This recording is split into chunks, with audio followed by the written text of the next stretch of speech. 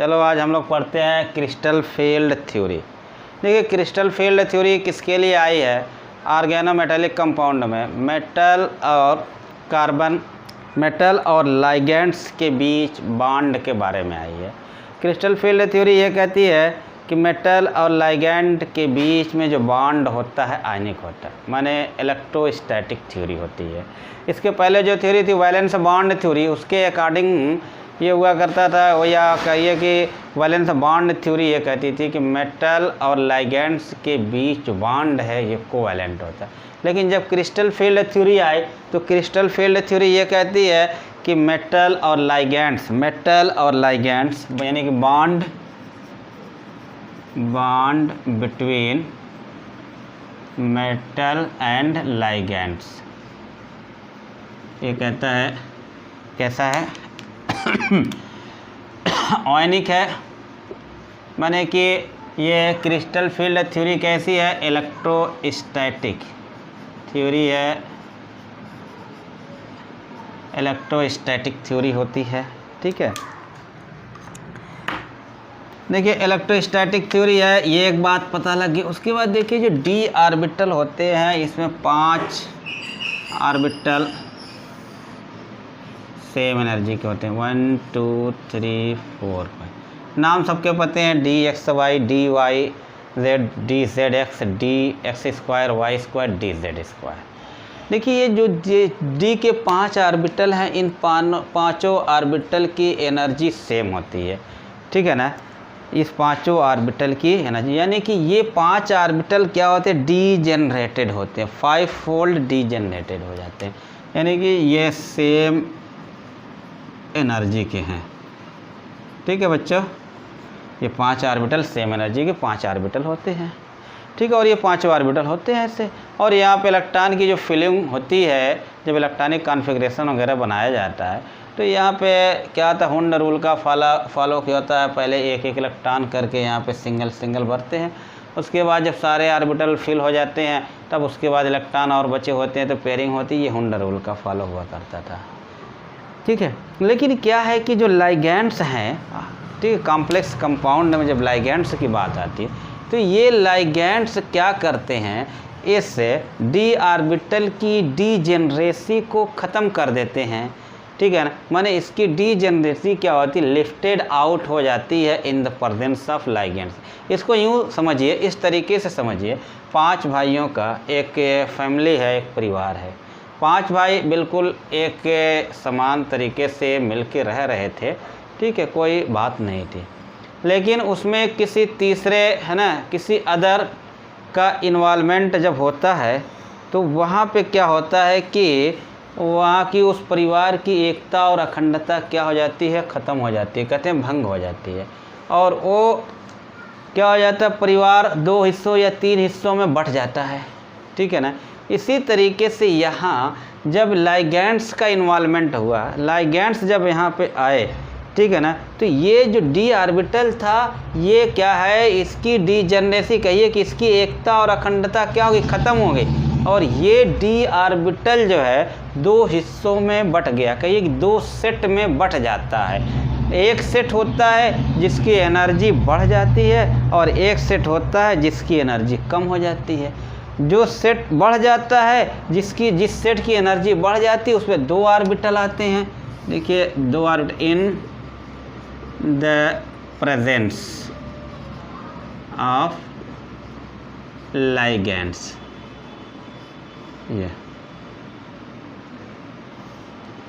ये 2 ऑर्बिटल थे जिसकी एनर्जी बढ़ गई, और यहाँ पे 3 ऑर्बिटल आते हैं जिसकी एनर्जी कम हो जाती है।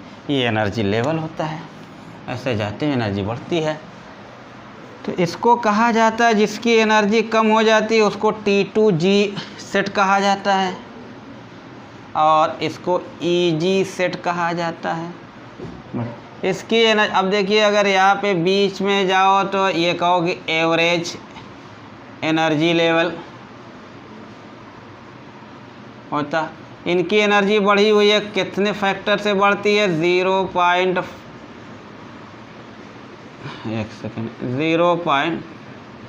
प्लस 0.5 6 और कितने से कम हो जाती है, माइनस, कम हो रही इसलिए माइनस लगा रहे हैं, इतने फैक्टर से कम हो जाती है।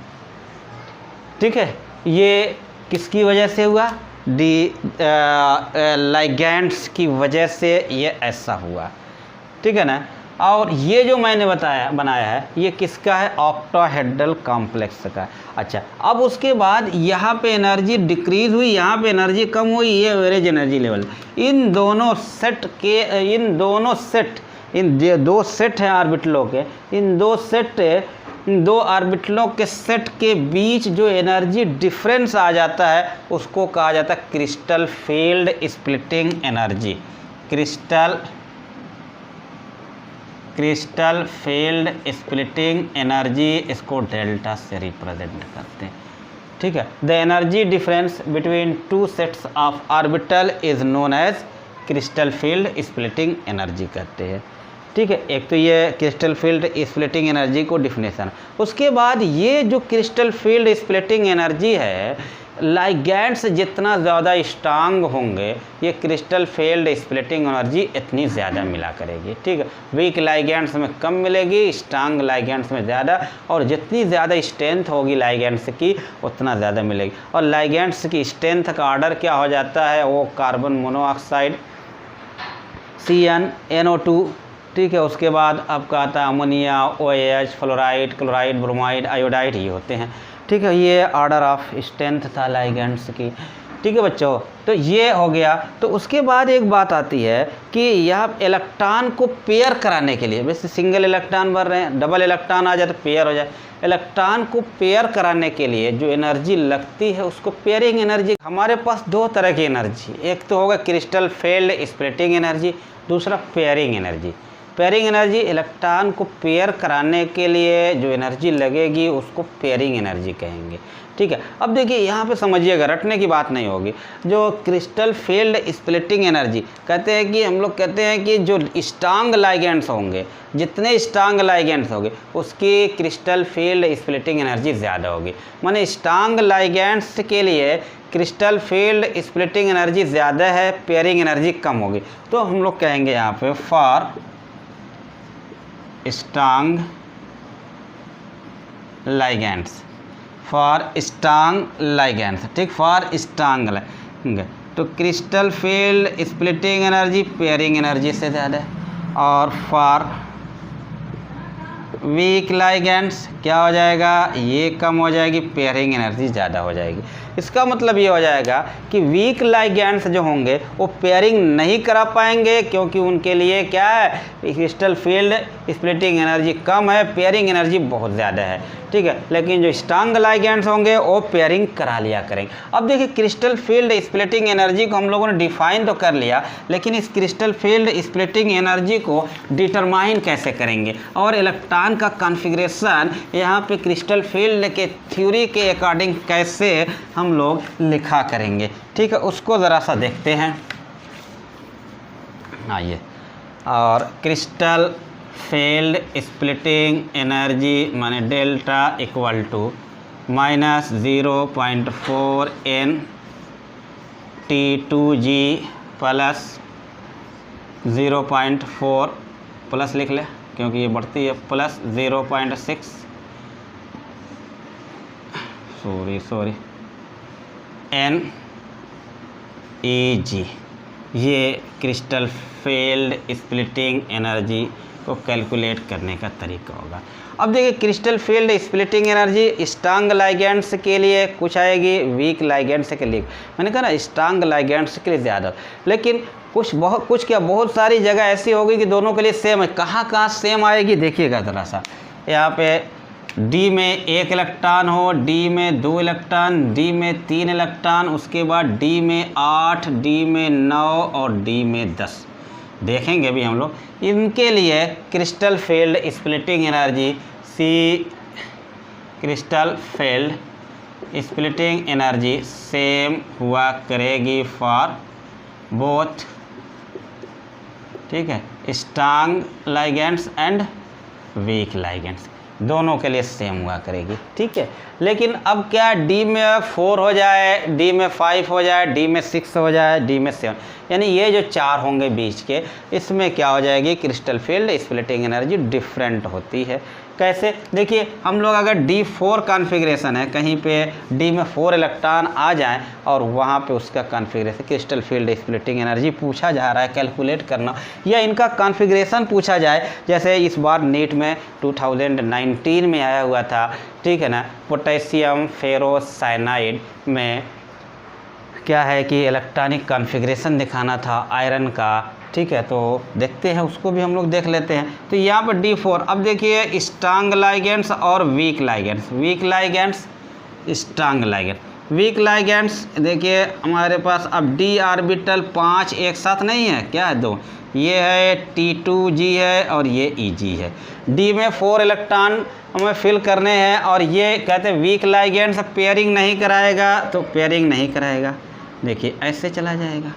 और यहाँ पे स्ट्रांग लाइगेंड्स जब होगा, ठीक है, स्ट्रांग लाइगेंड्स माने CN हो या NO2 हो, ठीक है, या CO हो, देखिए अब यहाँ पे पेयरिंग होना है, ये देखिए पेयरिंग अब आगे ना जाके हायर एनर्जी में ना जाके इलेक्ट्रॉन को क्या करेगा, पेयर कराना शुरू कर देगा। यहाँ पे T2G, और अगर इनका D4 का इलेक्ट्रॉनिक कॉन्फ़िगरेशन दिखाना होता तो हम लोग क्या दिखाते, T2G में 4 हो गया, ठीक है, T2G में 3 हो गया और EG में 1 हो गया।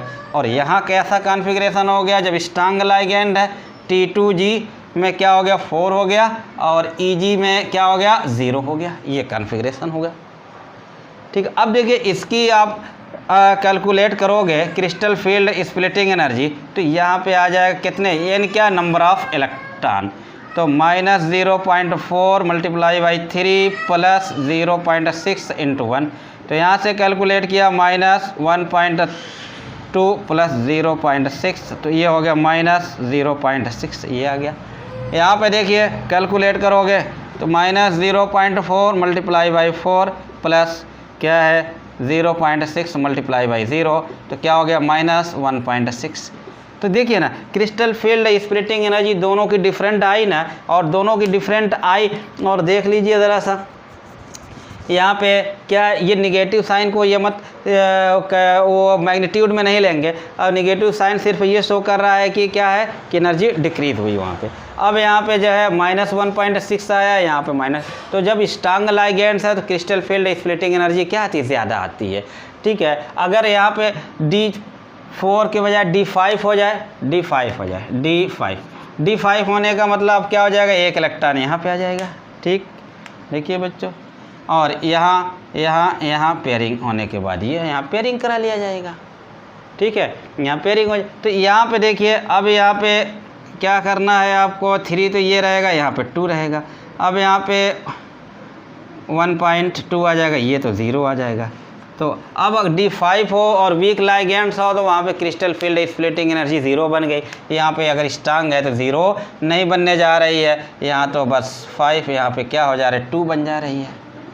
तो इस तरह से आप क्रिस्टल फील्ड स्प्लिटिंग एनर्जी किसी की भी निकाल लोगे। तो D6 के बाद D5 के बाद D6 से भी निकाल सकते हो, D7 भी निकाल सकते हो, सेम आया करेगी, सॉरी डिफरेंट आया करेगी। और देखोगे स्ट्रांग लाइगेंड्स में क्या होगी, ज़्यादा आया करेगी, ये बात हो जाएगी। अच्छा उसके बाद D8 में अगर देख लीजिए, D8 को जब लिखोगे तब देखिए क्या हो जा रहा है, और ये सिंगल गए, ये आया देखिए, और ये आया 5, और यहाँ भी अब देखिए पेयरिंग करा दिया 6 हुआ, अब देखिए 7 हुआ, 8 हुआ। देखिए दोनों का कॉन्फ़िगरेशन सेम आ गया, एक, ठीक है ना, आइडेंटिकल है। तो क्या यहाँ पे देखिए ना क्रिस्टल फील्ड एनर्जी चाहे स्ट्रांग लाइगेंड्स होगा चाहे वीक लाइगेंड्स होगा, सेम होगी कि नहीं होगी, बिल्कुल सेम हो रही है। दोनों को निकालिए कैलकुलेट। इसी तरह से जब 9 जाओगे तो यहाँ भी एक आएगा, यहाँ भी आएगा, 10 जाओगे तो यहाँ भी एक आ जाएगा, यहाँ भी एक आ जाएगा।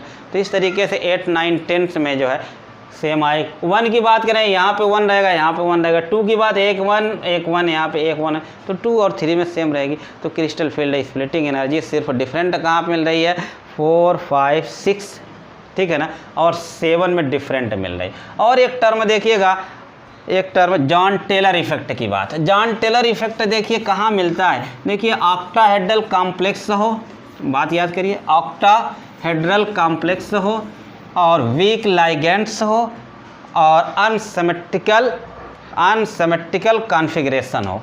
ऑक्टाहेड्रल कॉम्प्लेक्स, वीक लाइगेंड्स, दूसरा पॉइंट, और तीसरा पॉइंट अनसिमेट्रिकल कॉन्फ़िगरेशन हो। तो यहाँ पे कहते हैं जॉन टेलर इफेक्ट। ठीक है, तो क्वेश्चन एक बार आया था किसमें जॉन टेलर इफेक्ट नहीं होगा। अगर हम D5 को बनाएं तो अब देखिए अगर वीक लाइगेंड्स में D5 को फिल करें तो क्या होगा, 1 2 3 4 5, देखिए सिमेट्रिकल है बिल्कुल, है ना, सब में एक एक सिमेट्रिकल है।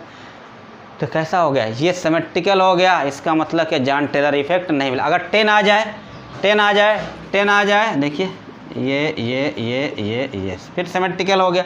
तो D5 और D10 क्या होता है, सिमेट्रिकल बन जाता है, इसका मतलब इसमें जॉन टेलर इफेक्ट नहीं होगा, बाकी में क्या हो जाएगा, जॉन टेलर इफेक्ट बन जाएगा।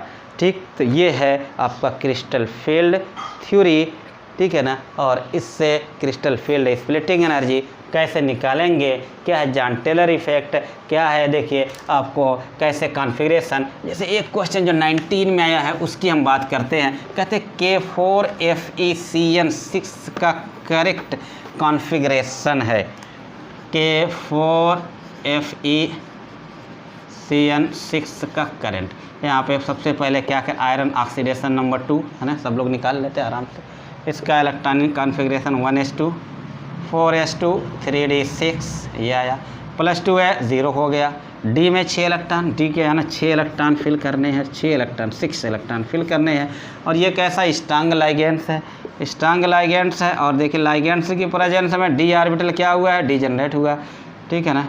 और ये ये इसकी डीजनरेसी लिफ्टेड आउट हुई, 2 हिस्सों में बट गया।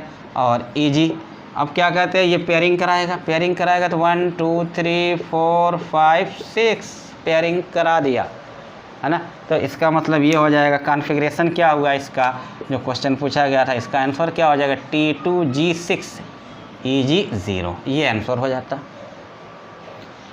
अगर मान लीजिए ये ऐसा पूछा जाता K4FeCN की जगह आपको H2O6 होता, अब H2O वीक लाइगेंड्स होता, तब वीक लाइगेंड्स होता, पेयरिंग नहीं कराता तो ऐसे जाता,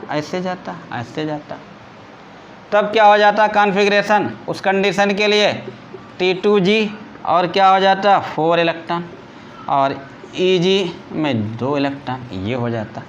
ठीक बच्चों, देखिए इस तरीके से जो है आप लोग क्रिस्टल फील्ड स्प्लिटिंग एनर्जी, उस पर Jahn Teller effect, crystal field splitting energy को कैलकुलेट करते हो, उससे रिलेटेड इलेक्ट्रॉनिक कॉन्फ़िगरेशन, ठीक है, आप आराम से निकाल सकते हो, ठीक है ना।